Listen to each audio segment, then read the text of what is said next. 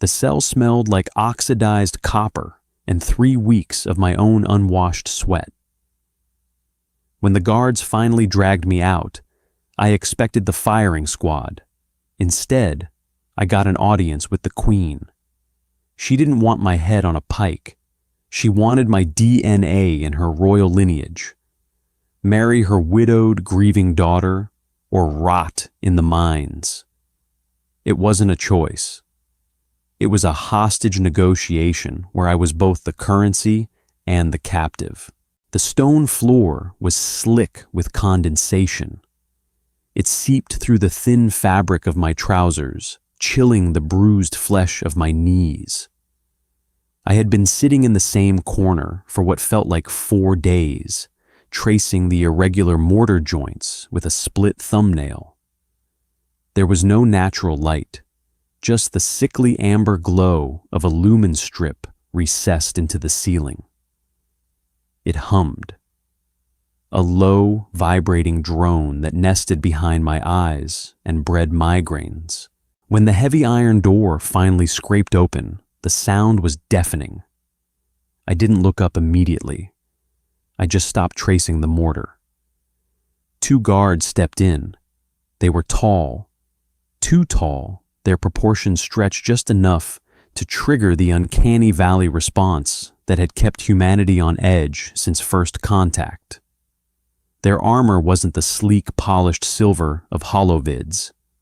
It was matte black, scratched and dented, smelling of gun oil and old leather. "Up," the one on the left said. His voice was guttural, pushed through a vocal tract that wasn't designed for standard English. I didn't argue. Defiance is a luxury for men who have had a hot meal and more than 3 hours of uninterrupted sleep. I pushed myself up, my joints popping like dry twigs. A sharp, localized pain flared in my left shoulder, a souvenir from the butt of a rifle during my capture. I swayed, catching myself on the damp wall. They didn't grab me. They didn't need to. They just fell into step beside me as I limped out of the cell and into the corridor. The air outside the holding block was different.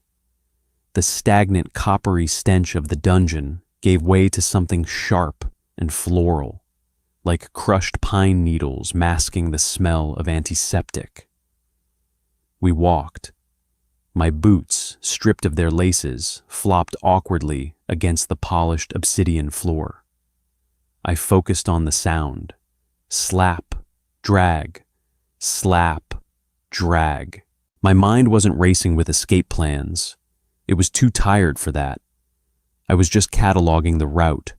5 left turns, 2 right. Up a spiraling staircase where the air grew warmer, thinner. My lungs burned. The gravity here was a fraction heavier than Earth standard, just enough to make every step feel like walking through waist-deep water. We passed windows, slits, really, carved into the thick stone. Through them, I caught glimpses of an alien sky, a bruised, turbulent purple bleeding into bruised orange.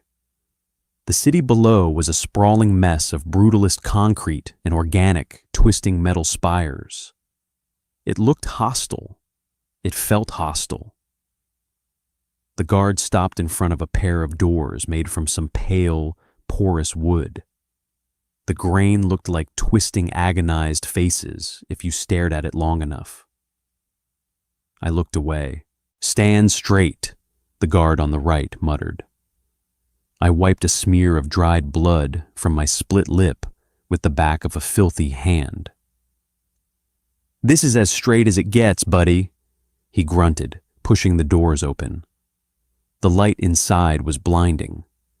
Not the amber of the cells, but a stark clinical white that poured from high, arched windows. My pupils, dilated from weeks in the dark, screamed. I squeezed my eyes shut, tears leaking down my grime-caked cheeks. "Step forward, human." The voice was not loud, but it carried. It was smooth, sanded down by years of giving orders that were never questioned. It was the kind of voice that ordered orbital strikes between sips of tea. I forced my eyes open, squinting through the blur. The room wasn't a grand throne room. It was a study.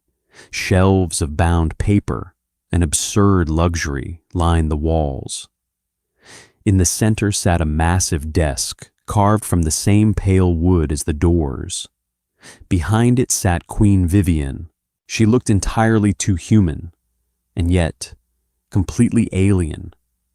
Her skin was the color of old ivory, her hair a startling absolute white, pulled back in tight, severe braids.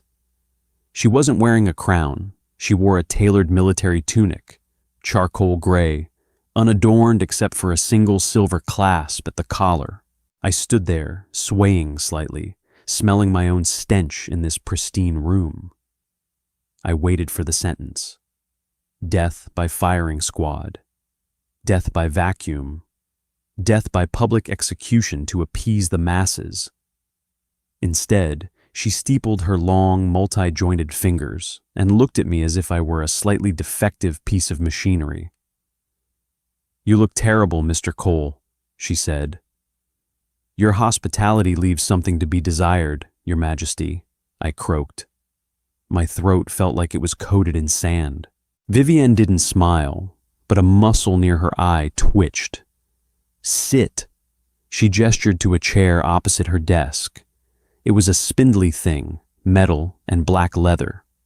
I collapsed into it, barely catching my own weight. The leather was cold against my back through the tears in my shirt. She poured a clear liquid from a glass carafe into a small, fragile cup and slid it across the desk. I stared at it. "It's water, Cole. If I wanted you dead, you wouldn't be sitting in my private study." I picked it up. My hand was shaking. I hated that she could see it. I brought it to my lips and drank. It was freezing, tasting faintly of minerals and ozone. It was the best thing I had ever tasted. I drained it and set the cup down. "Why am I here?" I asked, my voice a fraction steadier. Vivian leaned back. "Your squad is dead. Your dropship is scrap metal in the southern marshlands. Your government has officially disavowed your little reconnaissance mission, which means you are technically a stateless combatant. Under the Accords, I could have you executed with no diplomatic blowback. So do it," I said. The words came out flat. I wasn't being brave. I was just exhausted. The constant adrenaline of the past 3 weeks had crashed, leaving nothing but a hollow void in my chest. "Waste is a sin," she replied smoothly, "and you, Cole, possess a very specific, very rare value." I laughed, a dry, barking sound that tore at my cracked ribs. "I'm a mercenary, a trigger puller. The only value I have is pointing a gun and taking a check." "You are human," she corrected. "And humanity has spent the last decade carving a bloody, terrifying reputation across this sector. You are known for being relentless, stubborn, impossible to eradicate." She stood up, walking to the window. The stark light washed over her features, highlighting the deep lines of stress around her mouth. "My husband died 3 cycles ago," she said, not looking at me. "My military is fractured. The northern barons are testing my borders. They view my reign as weak. They view my family as vulnerable." "Sounds like a local problem," I muttered, pressing a hand to my throbbing shoulder. She turned, her eyes locking onto mine. They were a pale, icy blue. "It is a problem I am solving today. My daughter Rowena lost her husband in the last skirmish with the barons. She is a widow, childless, and a prime target for a political marriage to one of my enemies to force a truce." I stopped rubbing my shoulder. The pieces were clicking into place, and the picture they formed was absurd. No. Yes. You want to marry your daughter off to a human? I stared at her, genuinely baffled. I haven't showered in 3 weeks. I don't know which fork to use at a banquet. I'm a grunt. You are a symbol, Vivian said, her voice hardening. If my daughter marries one of the barons, I lose the North. If she marries a human, it sends a message. It says I have the backing of the most volatile, violent species in the quadrant. It says my bloodline is merging with apex predators. The barons fear humanity more than they fear me. A human in the royal house will make them hesitate. Hesitation is all I need to consolidate my forces. I let out a long breath, staring at the polished grain of the desk. The sheer, cold pragmatism of it was staggering. And if I say no? There are cobalt mines in the eastern ranges, she said, casually. The life expectancy of a worker there is roughly 4 months. Your lungs will crystallize, and you will drown in your own blood. It is a slow, deeply unpleasant way to die. I sat in silence. The hum of the building's ventilation system seemed incredibly loud. I looked down at my hands. They were calloused, scarred, coated in grime. These hands had built nothing. They had only ever taken things apart. Now they were being asked to hold up a dying monarchy. She must hate the idea, I said quietly. Rowena despises it, Vivian agreed. She despises you. She is grieving a husband she loved deeply, but she understands duty. The question is, do you understand survival? I didn't want to be a prince. I didn't want to be a symbol, but I closed my eyes and pictured the cobalt mines. I felt the cold damp of the cell on my knees. I wanted to live. It was a base, ugly, undeniable instinct. I opened my eyes. Do I get a shower first? They scrubbed me raw. 2 silent attendants led me to a washroom, composed entirely of gray slate and scalding water. They didn't speak, just handed me a block of harsh, unscented soap and a stiff brush. I stood under the spray until the water ran clear, watching the dirt and dried blood spiral down the brass drain. They left clothes for me. Not armor, not royal finery, but a simple, heavy linen shirt and dark trousers. They fit surprisingly well. When I looked in the mirror, I barely recognized myself. The grime was gone, but the hollows under my eyes remained, purple and deep. My hair, damp and overgrown, curled awkwardly around my ears. I looked like a ghost dressed for a funeral. A new guard, wearing ceremonial silver instead of combat black, escorted me. We walked through wider corridors now, past tapestries that depicted violent, bloody battles woven in muted threads. The air smelled of beeswax and old dust. We stopped at a heavy oak door. The guard knocked twice, then pushed it open, gesturing for me to enter. I stepped inside. The door clicked shut behind me, the sound final, like a vault locking. The room was vast, but claustrophobic. Heavy velvet curtains were drawn tight across the windows, blocking out the sun. The only light came from dozens of thick, white candles burning in wrought iron stands. The air was thick with the scent of burning myrrh and ozone. She was standing by the fireplace, her back to me. Rowena. She wore black, not a dress, but a high-collared morning coat that swept the floor, severe and unyielding. Her hair, the same startling white as her mother's, was loose, cascading down her back like a waterfall of ice. She didn't turn around. They say humans smell like wet ash and copper, she said. Her voice was softer than the Queen's, but it held a jagged edge. A voice that had been screaming and had finally run out of breath. I stood near the door, keeping my distance. Right now, I mostly smell like your mother's lye soap." She turned. She was younger than I expected, maybe in her late 20s. Her face was striking, pale and sharp, but her eyes were ruined. They were red-rimmed, exhausted, burning with a grief so intense it felt radioactive. I could see the tremor in her jaw as she looked at me, taking in the bruised human her mother had bought for her. "You look weak," she stated, her gaze dragging over my frame. "I've been in a dungeon for a month," I replied, keeping my voice level. "I'm not exactly at peak performance." She took a step toward me. The heavy fabric of her coat rustled against the stone floor. "My husband Thomas was twice your size.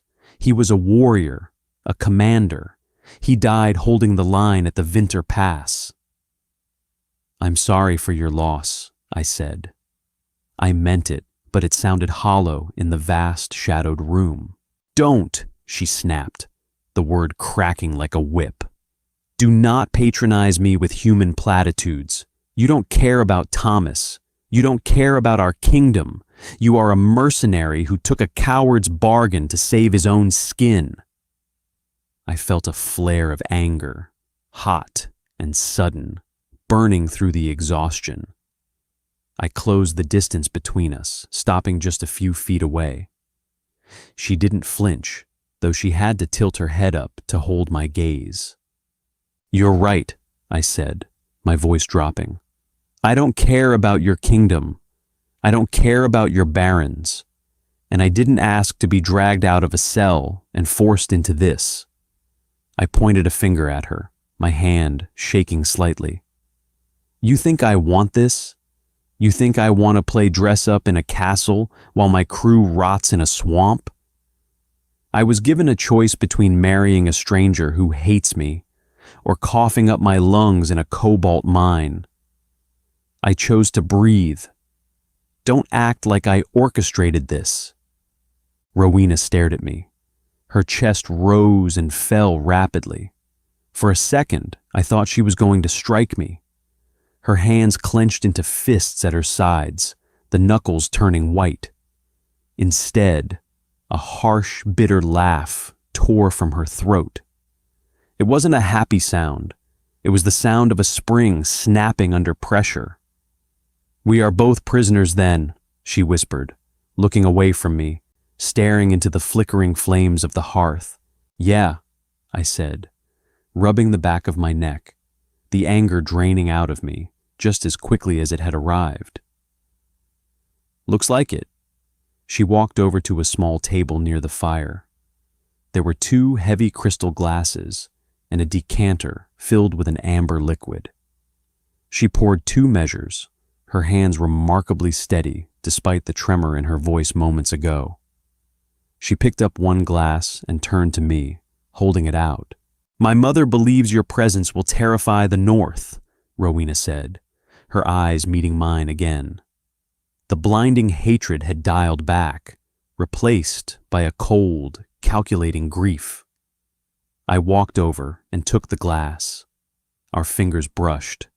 Her skin was freezing. "I don't know much about politics," I admitted, swirling the heavy liquor in the glass. It smelled like peat smoke and burnt sugar. "But I know how to survive, and I know how to make people back off." She raised her glass, the firelight catching the crystal. "To survival, then," she said, her voice devoid of any warmth. "Husband." I touched my glass to hers. The clink was sharp in the quiet room. "To survival," I echoed, and took a drink. It burned on the way down, leaving a bitter aftertaste that I knew was going to linger for a very long time. The ceremonial uniform they shoved me into weighed roughly 30 pounds. It was a suffocating layer cake of thick charcoal wool, reinforced leather, and a stiff, silver-threaded high collar that chewed into the underside of my jaw every time I swallowed. The boots were polished to a mirror shine, but they were too narrow at the toe. Every step sent a dull spike of pain up my calves, I stood in the antechamber behind the great hall, pulling at the cuffs. My knuckles were still scabbed. The contrast between the pristine fabric and my ruined hands felt like a bad joke. "Stop fidgeting." Rowena didn't look at me. She stood beside the heavy double doors, staring straight ahead. She was wearing white, a blinding heavy silk that draped over her like a shroud rather than a gown. Her hair was pinned up in a complex, agonizingly tight lattice of silver wire. If she was breathing, I couldn't tell. She looked like a statue carved from salt. "I'm losing circulation in my feet," I muttered, shifting my weight. "And this collar is trying to decapitate me." "It is traditional," she said, her voice entirely flat. "The high collar signifies vigilance. The heavy wool signifies the burden of the state. And the tight boots? Probably to keep you from running," she replied. I looked at her. It was the first time she had said anything remotely resembling a joke, though her delivery was as dry as a bone. I let out a short exhale through my nose. Fair enough. A low, resonant gong echoed from the other side of the doors. It vibrated through the floorboards, traveling up through my pinching boots and settling in my teeth. The murmur of the crowd beyond died instantly.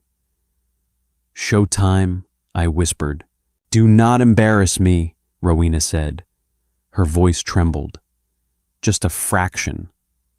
It was the first crack in the ice since I'd walked into her morning room yesterday. She wasn't just grieving.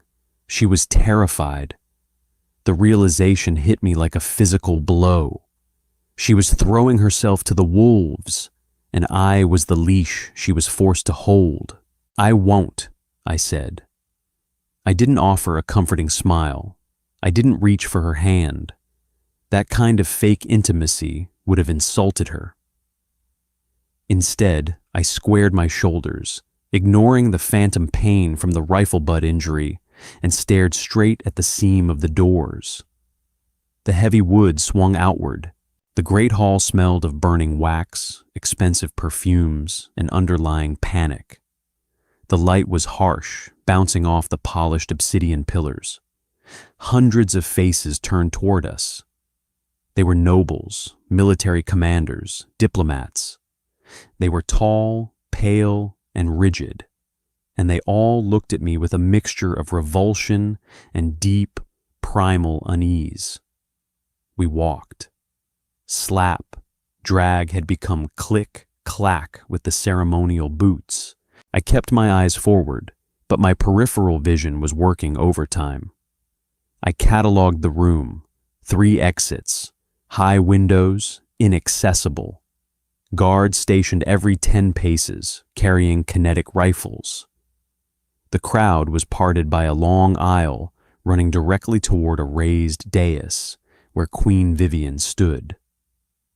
As we passed the halfway mark, the crowd pressed in slightly. The hostility was a physical pressure in the air. On my left, a man stepped half a pace out of the line, narrowing the aisle. He was massive, built like a brick wall in a crimson military coat, heavily laden with metals. His skin was scarred, and his eyes were a sickly, jaundiced yellow. A northern baron, or one of their top dogs. He didn't move back as we approached. He was forcing us to either stop or brush against him. A petty, calculated dominance display. Rowena stiffened beside me, her step faltering slightly. I didn't stop. I didn't slow down. I just turned my head and looked directly into his jaundiced eyes. I didn't glare. Glaring is what you do when you want someone to know you're tough.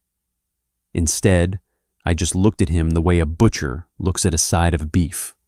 Cold, calculating.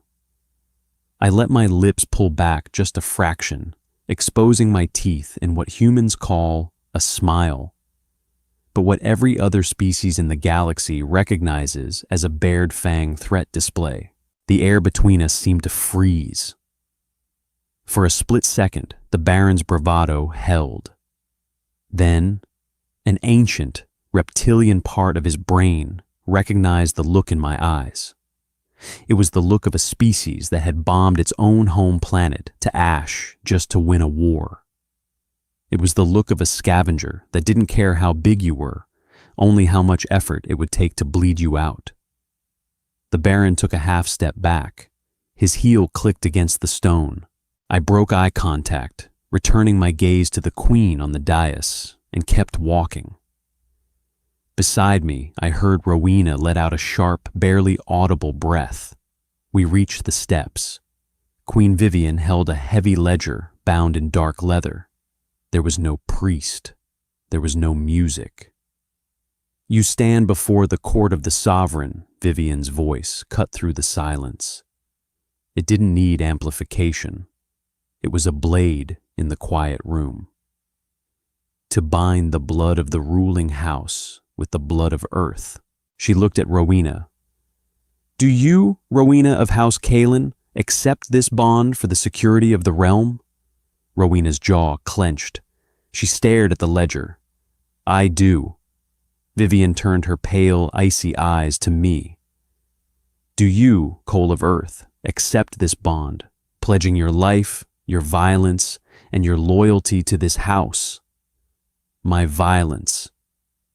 I liked that she didn't dress it up in noble terms. She knew exactly what she was buying. "I do," I said.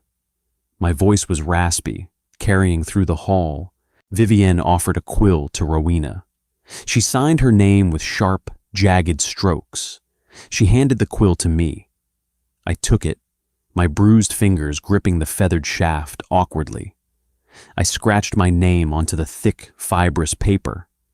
The ink was a dark, rusted red. "It is witnessed," Vivian declared, slamming the ledger shut. The sound was like a gunshot. "The alliance is sealed." There was no applause, just a heavy, suffocating silence. I looked out over the crowd. The nobles stared back. The fear was still there, but now it was mixed with something else. Certainty. They knew blood was going to spill. It was just a matter of whose and when. The heavy oak door clicked shut, sealing us inside the royal apartments. The quiet was immediate, pressing against my eardrums after the low-frequency hum of the great hall's crowd. Rowena walked straight to the center of the room and stopped. She didn't take off the heavy white coat. She just stood there, her back to me, her shoulders rigid. The tension radiating off her could have powered a small city. I took a slow breath, letting the smell of the room wash over me. Dust, wood polish, a faint trace of dried lavender, and under it all, the metallic tang of old, uncirculated air. It felt more like a museum exhibit than a bedroom. I ignored the massive four-poster bed dominating the far wall. Instead, I walked the perimeter. I unbuttoned the top two clasps of the tortuous high collar, finally pulling a full breath into my lungs. "What are you doing?" Rowena's voice was sharp. "Checking the sight lines," I said, casually, pausing by a tall, narrow window. I pulled the heavy velvet drape back an inch. We were high up, 4th floor, maybe 5th, a sheer drop down to a paved courtyard. No balconies, no obvious handholds on the outer stone. "Who has access to this room?" She turned to face me, her brow furrowed. "What? Keys, codes. Who cleans it? Who lights the fire?" I pointed to the hearth, where a low peat fire smoldered, throwing off a weak orange glow. "Because if your barons are as pissed off as they looked down there, setting us up in a shared suite is just asking for a midnight throat slitting." Rowena stared at me, her expression shifting from irritation to a cold, flat stare. You think they would assassinate us on our wedding night? I think if I wanted to destabilize a kingdom, taking out the grieving princess and her new, terrifying human attack dog in one swipe would be a pretty solid opening move, I replied. I moved away from the window and checked the hinges on the adjoining bathroom door. Solid brass. Good. They wouldn't dare, she said, though the conviction in her voice was brittle. My mother has the royal guard stationed at both ends of the corridor. I laughed. It was a harsh, scraping sound. Right, because guards never take bribes. Look, princess, do not call me that. The venom in her voice was sudden and absolute. My name is Rowena. If you must speak to me, use it.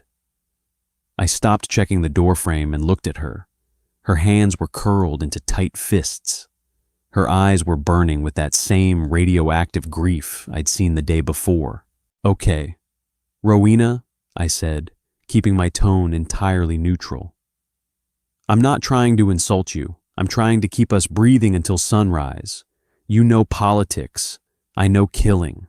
Let me do my job. I walked over to the massive wardrobe and opened it. Empty. I pulled one of the heavy wooden shelves completely out of its tracks. It was thick oak, about 3 feet long. What are you doing with that? She demanded. I walked over to the main door and jammed the wooden shelf under the heavy iron handle, wedging the other end against a dip in the stone floor. I kicked it hard, locking it into place. Improvised deadbolt, I muttered, testing the door. It didn't budge. Now, even if they have a key, they have to break the door down. The noise gives us about 10 seconds to react. I turned back to her. She was watching me with a strange expression. It wasn't hatred anymore. It was something closer to morbid fascination, like watching a bizarre insect build a nest. You live like this? She asked quietly, constantly expecting the knife? I'm a mercenary, I said, sitting down on the edge of a stiff leather armchair. I started unlacing the agonizing boots. Paranoia is a job requirement. On Earth, we call it situational awareness. I finally pried the left boot off. I groaned, rubbing the abused joints of my foot. The relief was intoxicating. Rowena slowly reached up and began pulling the silver pins out of her hair. She dropped them, one by one, onto a side table. They made a sharp, rhythmic tink, tink, tink sound in the quiet room. Her white hair tumbled down over her shoulders, losing its severe structure. She looked exhausted. The adrenaline of the ceremony was fading, leaving her hollowed out. Thomas wasn't paranoid, she said. Her voice was barely a whisper. She wasn't looking at me. She was staring at the flickering fire. He was brave. He believed in fighting face to face. He said traps and locked doors were for cowards. I pulled the right boot off and tossed it aside. Thomas sounds like a hell of a warrior. She looked at me, her eyes narrowing suspiciously, looking for the mockery. He was, and he died holding a mountain pass against overwhelming odds, right? I asked, leaning back in the chair. He took 50 of the Baron's men with him, she said, fiercely, her chin lifting. Which is a great story, I said softly. But he's still dead, and you're still a widow, and your mother is still terrified of losing her throne. Rowena flinched as if I had slapped her. How dare you? I dare because it's the truth, I interrupted, my voice hardening. Bravery is great for songs, but bravery gets you killed. Paranoia? Paranoia gets you old. I stood up, walking toward the fireplace. I didn't get too close to her. I didn't want to crowd her. I'm not Thomas. I'm not going to charge an army with a sword. I'm going to lock the doors, check the corners, and shoot whoever tries to come through the window. I survive. That's what humans do. We survive when we have no right to. She stared at me. The silence stretched between us, thick and heavy. For a moment, I thought she was going to scream for the guards. I thought she was going to have me thrown back in the cell. Instead, she let out a long, shaky breath. She reached up and unfastened the top clasp of her heavy morning coat. "There are extra blankets in the cedar chest at the foot of the bed," she said, her voice completely devoid of emotion. "The floor near the hearth is the least drafty." "Got it," I said. She turned and walked into the adjoining washroom, shutting the door behind her. The lock clicked. I stood alone in the center of the massive room.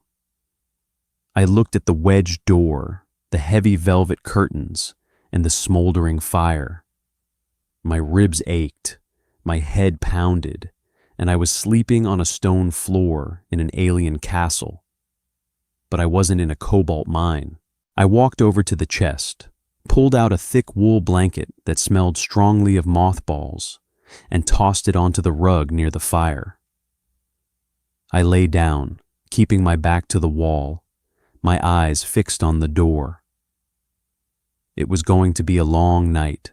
I woke to the smell of cold soot and my own stale breath.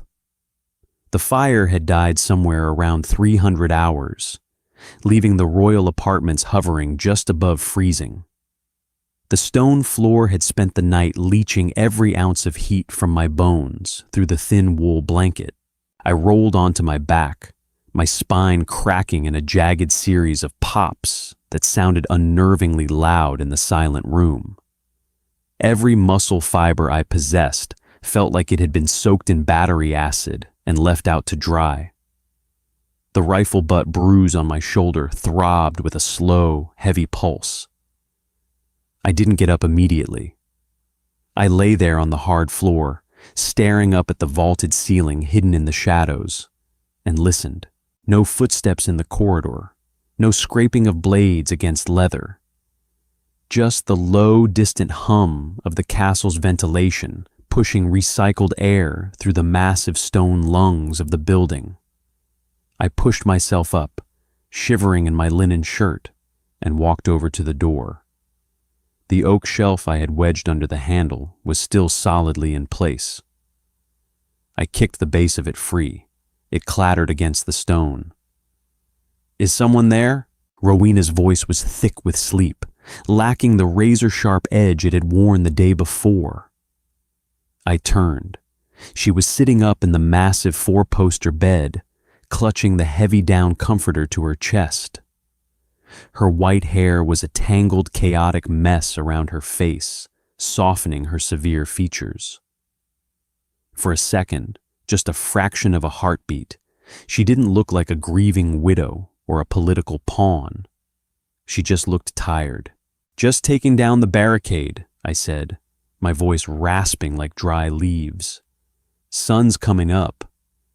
She blinked, the disorientation fading as reality reasserted itself. The softness vanished. Her jaw tightened, the mask of the stoic royal snapping back into place so fast it almost made an audible click. "You slept on the floor," she stated, as if observing a stray dog that had wandered into a sterile laboratory. It was that, or sleep with one eye open on a silk pillow, I replied.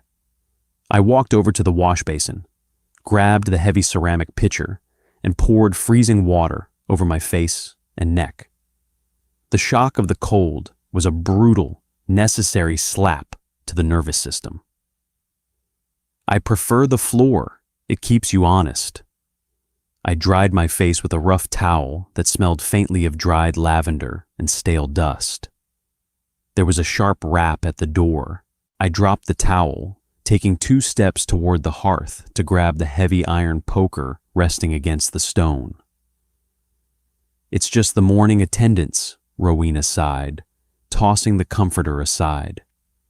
She stood up, wrapping a heavy silk robe around herself. Put that ridiculous thing down before you give a servant a heart attack. I didn't drop the poker, but I lowered it, stepping to the side of the door as I turned the handle. A young boy, barely a teenager, stood in the hallway holding a massive silver tray. His eyes darted to me, then to the iron bar in my hand. His skin went a sickly shade of chalk. He was trembling so hard the porcelain cups on the tray rattled together. "Bring it in," Rowena commanded. The boy scurried past me, set the tray on the low table near the window, and practically bolted back out the door. I shut it behind him, tossing the poker back onto the hearth. "You're terrifying the staff," Rowena said, pouring a steaming cup of something dark and viscous from the teapot. "Good," I said, pulling up a chair opposite her. "Terrified people gossip. I want the whole castle knowing I sleep with a weapon." I looked at the tray. The food was aggressively alien. There was a bowl of pale, gelatinous porridge that smelled faintly of sulfur and burnt sugar, alongside slices of a dark, cured meat that possessed a concerning iridescent sheen. "Your mother expects a show today," I said, picking up a silver spoon and poking the gray sludge. It jiggled defensively. Rowena took a sip of her dark tea. Her hands were perfectly steady today. "The Northern Baron's envoys are joining us for the morning meal. Lord Caldwell and Baron Richter. They are here to ratify the marriage treaty and formally recognize the alliance. They're here to smell the blood in the water," I corrected, finally scooping up a bite of the sludge. It tasted like unsalted oatmeal mixed with copper. I choked it down, relying on sheer willpower to keep my gag reflex in check. Calories were calories. They want to see if the human is actually a threat or just a dressed-up prisoner. "And what will they see, Cole?" She used my name for the first time. It felt strange in her mouth, clipped and cautious. "That depends," I said, tearing a piece of the iridescent meat. It was tough as shoe leather and tasted aggressively like smoke. "How far does your mother want me to go? Because if Richter tests me, I'm not going to challenge him to a gentleman's duel. I don't know your rules of engagement. I only know how to end things quickly." Rowena looked down at her cup, her white hair falling forward to shield her expression. "My husband, Thomas, played by the rules," I interrupted softly. "I know, and he was a brave man, but the rules got him killed." She didn't snap at me this time. She just traced the rim of her porcelain cup with a pale finger. Richter hated Thomas. He thought Thomas was too noble for his own good, too predictable. "Predictable is a death sentence in my line of work," I said. I leaned forward, resting my elbows on the table. "Tell me about Richter. He commands the largest mechanized battalion in the North. He is ruthless, deeply cynical, and he thrives on physical intimidation. He is a predator, Cole. He will look at you, see a creature half his mass, and he will try to break you." I smiled. I couldn't help it. It wasn't a happy smile. It was the grim, tired smirk of a man who had spent 10 years fighting planetary wars against things twice his size. "Good," I said, wiping my mouth with a linen napkin. "I like predators. They're so convinced they're at the top of the food chain, they never look down to see what's biting their ankles." Rowena stared at me, a complex knot of emotions twisting in her ruined eyes. It was a mix of disgust, morbid curiosity, and a tiny, desperate flicker of hope. "Get dressed, Cole," she whispered. "We have a kingdom to terrify." The dining hall was smaller than the great chamber where we had married, but it felt infinitely more suffocating. The walls were lined with dark, heavily varnished wood that seemed to absorb the light. At the center sat a long table carved from a single slab of petrified timber. Queen Vivian sat at the head, immaculate in a high-collared black tunic. To her right sat Baron Richter. Rowena wasn't exaggerating. The man was a mountain. He wore a heavy leather coat over polished iron plating, his shoulders so broad he took up the space of 2 chairs. His face was a map of old violence, thick, knotted scar tissue pulling at his jawline, and those sickly, jaundiced yellow eyes I had seen yesterday in the aisle. Beside him sat Lord Caldwell, a thinner, older man with cold, calculating eyes, who looked like he tracked every calorie anyone in the room consumed. Behind them stood 2 guards in heavy northern armor. Rowena and I were directed to the seats on the left side of the table, directly opposite the Baron's. "Ah," Richter rumbled as we sat down. His voice sounded like boulders grinding together at the bottom of a river. The grieving widow and her acquisition. Rowena's back was perfectly straight. "Baron Richter, Lord Caldwell, we trust your accommodations were sufficient." "They were entirely adequate, Princess," Caldwell said smoothly, though his eyes never left me. "Though I admit we were surprised by the suddenness of your nuptials. The ink on the casualty reports from Winter Pass is barely dry. The security of the realm does not wait for mourning periods, Caldwell," Queen Vivian stated from the head of the table. Her voice was ice. "The accords are signed. Earth is bound to House Kalen." Richter laughed. It was a wet, ugly sound. He leaned forward, resting his massive armored forearms on the table. He looked at me. "Earth," he scoffed. "We hear the stories, the feral apes who crawled out of a radioactive mud ball. But looking at you, you're small. You have no natural armor, no claws. Your skin looks like it would tear if I sneezed on it." "It tears," I agreed mildly. I picked up a small silver knife from the table setting and began peeling a piece of local fruit that looked like a bruised plum. "But it heals. That's the trick with humans. We're very hard to permanently break," Richter sneered. He signaled to one of his guards behind him. The guard stepped forward, reaching into a satchel, and pulled out a heavy crystal decanter filled with a blood-red liquid. "A toast, then," Richter announced loudly, pouring a generous measure into his cup. "To the late great Commander Thomas, a true warrior who died standing on his own 2 feet. A man whose boots this little scavenger will never, ever fill." The room froze. Rowena stopped breathing beside me. I could feel the heat radiating off her, a sudden, violent spike of pure fury. Queen Vivian's eyes narrowed into slits, her jaw clenching. It was a blatant, calculated insult. If I got angry and yelled, I was an uncivilized brute throwing a tantrum.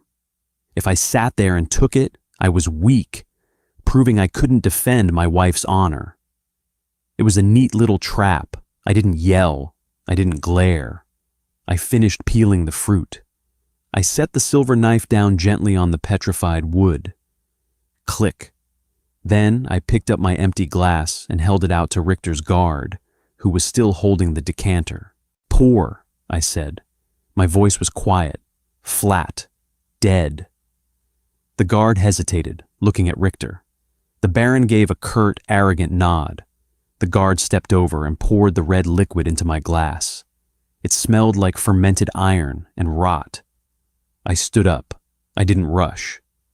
I moved with slow, deliberate intent, holding the glass up. I looked directly into Richter's yellow eyes.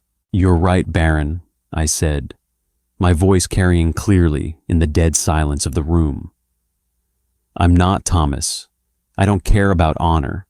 I don't care about glorious last stands. I care about breathing. I raised the glass a fraction higher.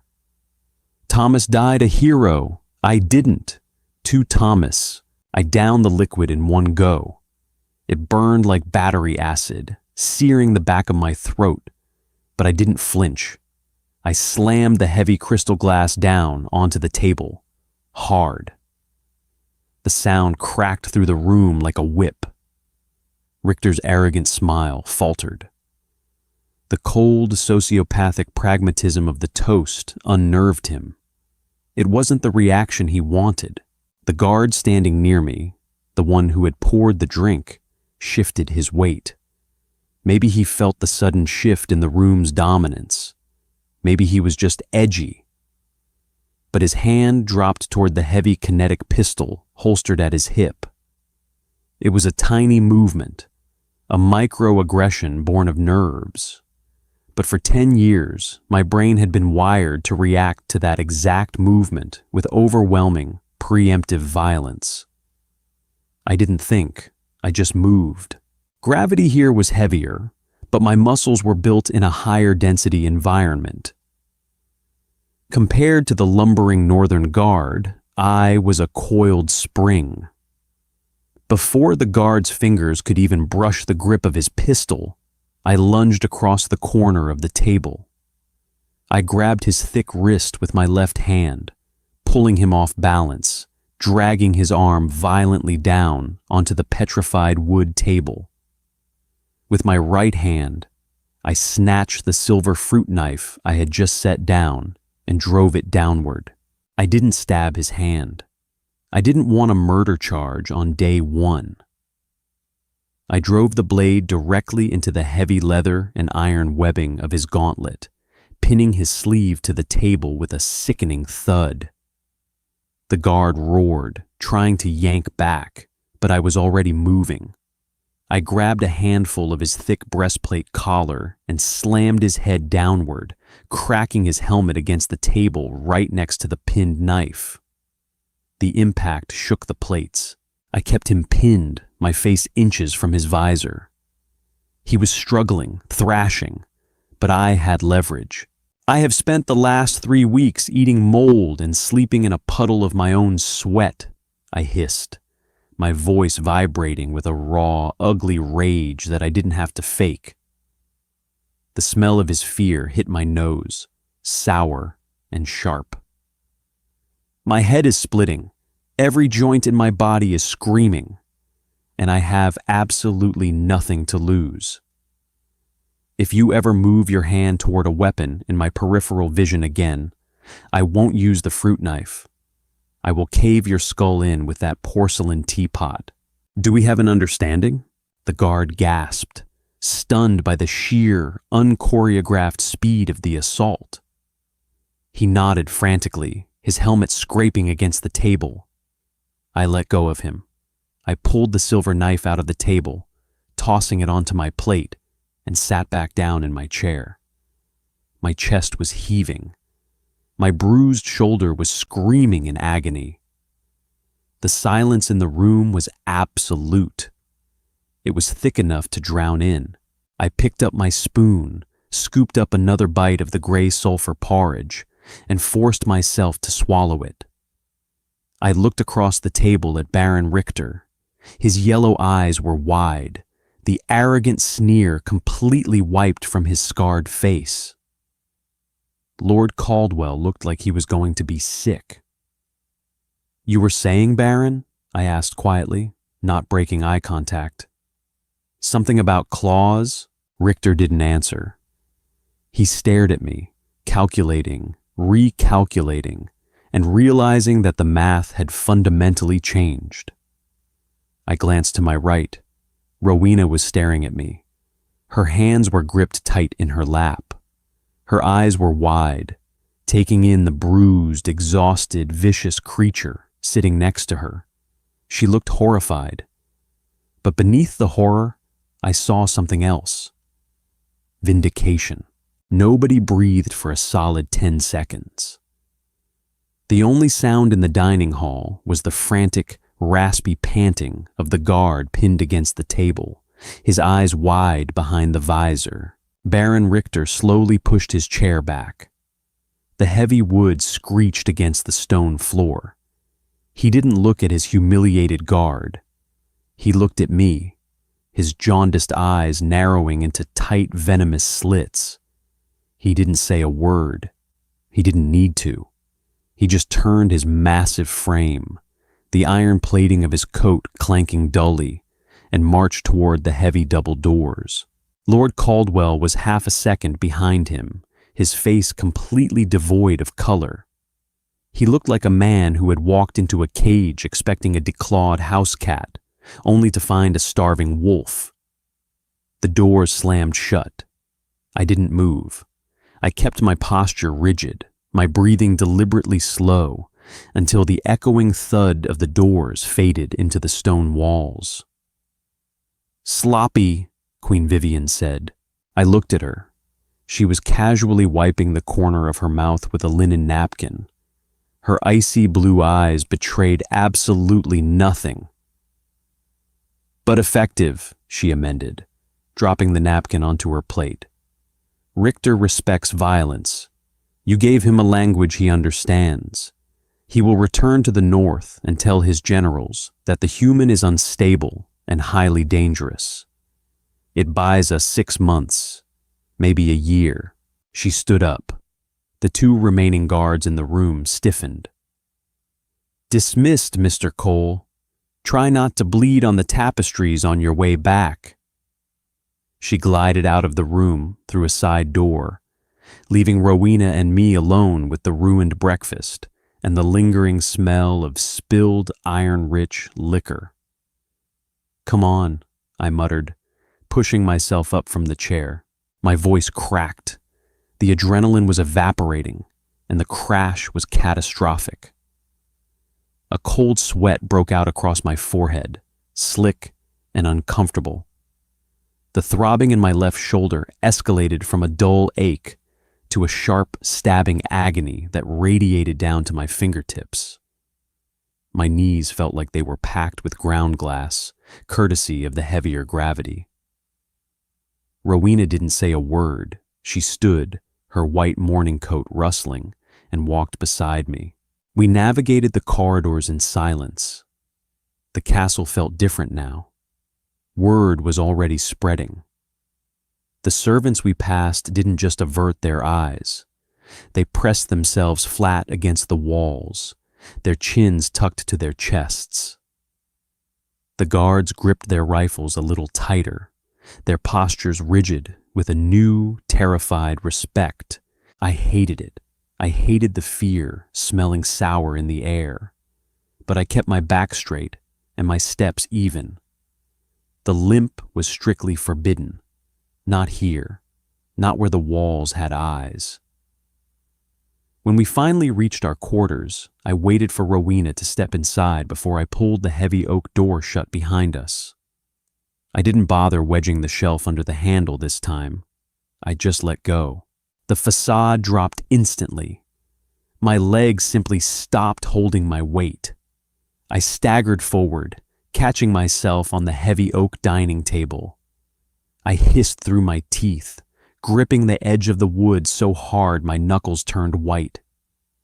My chest heaved, pulling in desperate lungfuls of the dusty, lavender-scented air. "Cole?" Rowena's voice was sharp, laced with sudden alarm. I heard her footsteps quickly crossing the stone floor. "Don't call a medic," I gasped, keeping my head down. My vision was swimming, the edges fringed with dark static. "No medics. We don't show weakness. Not today." "You're shaking," she said. She was standing right next to me. I could smell the ozone in her heavy silk clothes. "Just the gravity," I forced out, "and the dungeon, and the fact that I just drank something that tasted like battery acid." A wave of nausea hit me. I gagged, my stomach twisting violently against the sulfurous porridge I had forced down earlier. I clamped my mouth shut, swallowing hard, fighting the urge to empty my stomach onto the expensive rug. I felt a hand on my back, It was hesitant, light, but the cold touch of her fingers through the thin linen of my shirt was a shock to my system. "Sit down," she ordered. It wasn't the voice of a grieving widow. It was the voice of a commander's wife. She grabbed my uninjured right arm, pulling me away from the table and guiding me toward the stiff leather armchair near the hearth. I collapsed into it, my head falling back against the cushion. I closed my eyes, focusing entirely on the rhythmic thumping of my own pulse in my ears. Breathe in, hold, breathe out. I heard the sound of rushing water. A moment later, a cold, damp cloth was pressed against my forehead. The relief was immediate. I opened my eyes. Rowena was kneeling beside the chair. The severe, untouchable princess of House Kalin was kneeling on the cold stone floor, wiping the sour sweat from a mercenary's face. Her white hair had slipped from its pins, falling over her shoulders in a messy, chaotic curtain. "Why did you do that?" she asked quietly. Her ruined, red-rimmed eyes were searching my face, not looking for a predator, but looking for the man beneath the bruises. "You could have just sat there. You could have ignored the insult."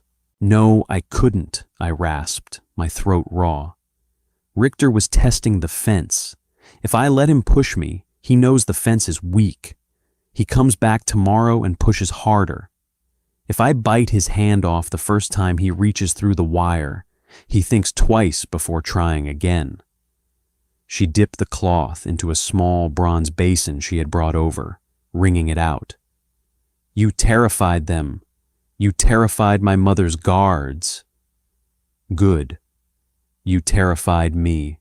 She stopped moving. She left her hands resting on the edge of the basin, her gaze dropping to the floor.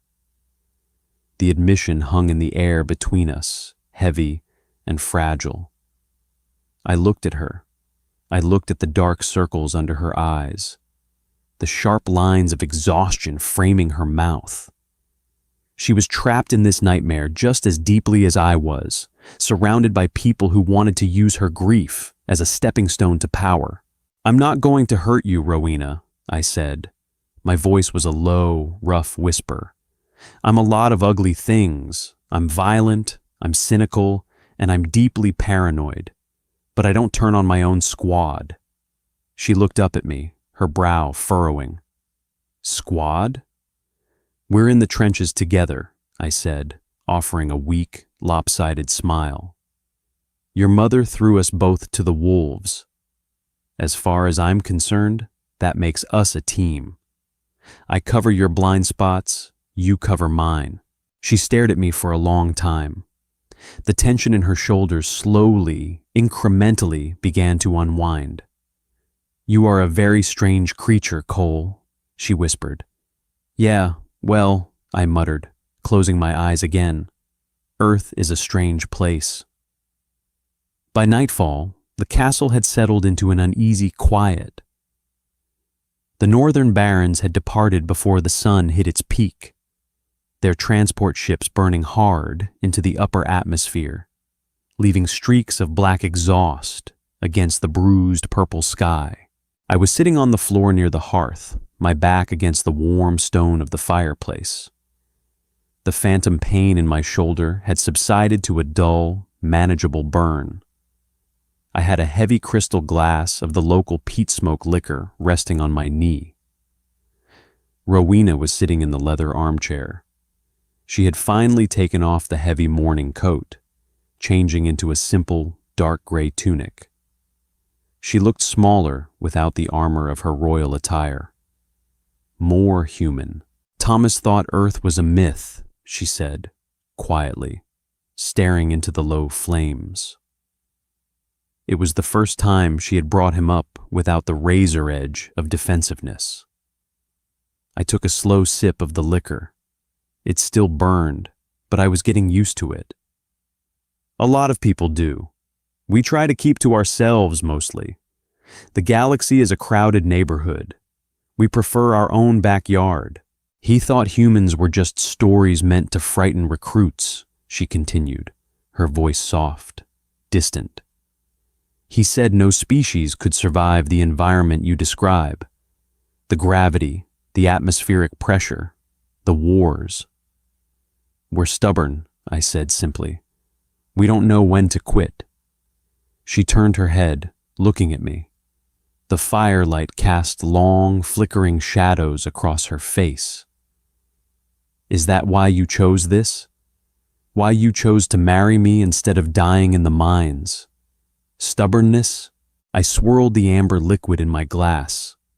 I thought about the cell, the smell of oxidized copper, the total crushing darkness. I thought about Vivian's cold, pragmatic ultimatum. I chose this because I want to live, I said honestly. It's not noble. It's not a grand sacrifice. I don't want to drown in my own blood in a dark hole. I want to see the sun come up tomorrow, even if it's a bruised purple sun I don't recognize. I looked up, meeting her eyes. You're grieving. You loved him, and he's gone. I'm not going to try to replace him. I'm not going to ask you to pretend this is a real marriage. But I am going to ask you to survive this with me. Rowena didn't look away. For the first time since I had walked into her dark, candlelit room, the radioactive grief in her eyes seemed to recede, replaced by something harder, something like resolve. My mother will expect an heir, she said. The words were flat, stripped of any romantic pretense. It was pure, ugly politics. Your mother can expect whatever she wants, I replied, my voice hardening. She bought a guard dog, not a breeding stallion. If the barons stay in line, she won't push it. She needs the threat of my presence more than she needs a half-human baby complicating the bloodline. Rowena let out a short, breathy sound. It wasn't quite a laugh, but it was close. You really have no respect for royalty, do you? I respect competence, I corrected. I respect people who keep their word. Titles are just fancy name tags. She leaned back in the chair, pulling her knees up slightly. The North won't stay quiet forever. Richter will test you again. Next time, it won't be a guard reaching for a pistol at a breakfast table.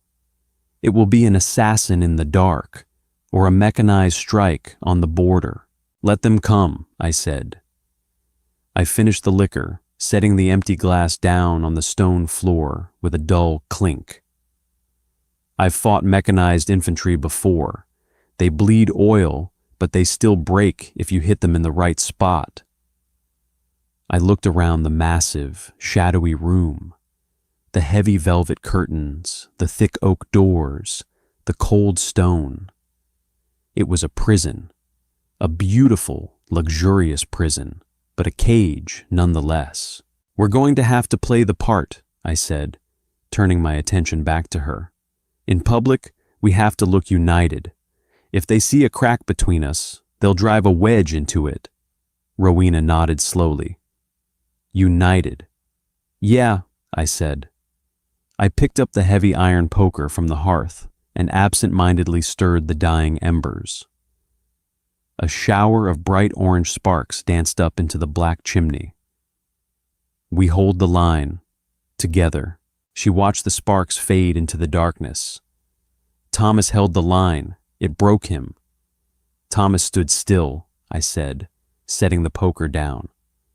I looked at her, my expression dead serious. I don't stand still, Rowena. If they push us, we don't just hold the line. We move it. Silence settled over the room again. But it wasn't the suffocating, tense silence of the night before. It was quieter, truer. Rowena stood up. She walked over to the cedar chest at the foot of the massive bed, opened it, and pulled out 2 thick woolen blankets. She walked back toward the hearth and dropped one on the floor next to me. She didn't go back to the bed. Instead, She wrapped the other blanket around her shoulders and sat down on the rug, a few feet away from me, facing the fire. "The floor is less drafty," she said softly. I looked at the blanket she had tossed me, then looked at her. She was staring into the flames, her white hair glowing orange in the firelight.